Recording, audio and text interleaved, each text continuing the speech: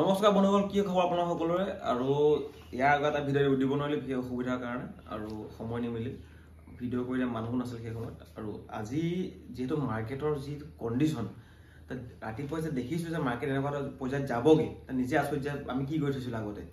By chance আমি যদি মানে BTS এটা বস্তু আছে মানে বাই টুডে চেল টুমৰো, আমি যদি সেইটো কৰি থোৱা হয় আজি যথেষ্ট এটা প্ৰফিট পাওঁ। মানে দেখুৱাম আজি মাৰ্কেটখন আচলতে মই আজি বেলেগত ট্ৰেড লোৱা নাই। আজি মই জাষ্ট অকল মিড কেপৰ যিটো এক্সপায়াৰী আছিলে সেই মিড কেপত অকণমান সৰুকৈ মাত্ৰ দুটা স্কেল্প কৰিছোঁ। আৰু আজি দেখিছে মাৰ্কেট এইখিনিৰ পৰা মিড কেপ আজি কমচে কম 300 পইণ্ট ওপৰত। বাকী বেংক নিফ্টি গৈছে আপোনাৰ ওপৰত। বেংক নিফ্টি এনেকুৱা 1960 পইণ্টত খুলিছে, নিফ্টি গৈছে 600 পইণ্টত।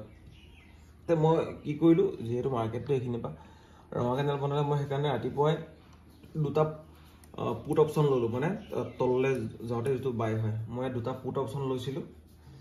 লোৱাৰ পিছত আজি মোৰ অভাৰঅল প্ৰফিটটো হৈছে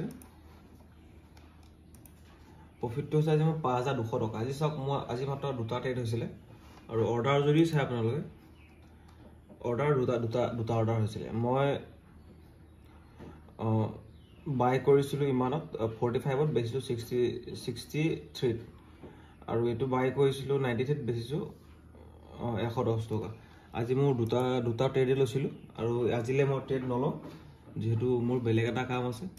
আপোনালোকে আজি মোৰ ভিডিঅ'টো চাই কেনেকুৱা জনা নাপাব, কিন্তু এটা আশা আছে যে যিহেতু ইমান ডাঙৰ এটা গেপ কৰিলে, গেপটো কোনো ৰিজন নাছিলে। ইলেকশ্যনৰ যিহেতু এক্সিট পলৰ এইটো এটা মুভমেণ্ট হ'ব পাৰে, তো এই গেপটো ফিল আপ কৰিব মাৰ্কেট আহিব পাৰে। সেইকাৰণে আজি মই কলত ফ'কাছ নকৰোঁ। আজি মোৰ ফ'কাছ থাকিব অকল সেয়া কি কয় পুট অপশ্যনত। কিন্তু আজি মই আৰু ট্ৰেড নকৰোঁ, যিহেতু ৰাতিপুৱাই যিখিনি পাব লগা আছে পাই গ'লোঁ। আৰু আপোনালোকে কেনেকুৱা জনাব নাপাহিব। আজি মই ভিডিঅ' কৰিব পৰা নাছিলোঁ ট্ৰেড লোৱা সময়খিনি, কিন্তু হ'লেও অকণমান অভাৰঅল দেখাই দিলোঁ যে আজি কেনেধৰণৰ ট্ৰেড এটা কৰা গ'ল।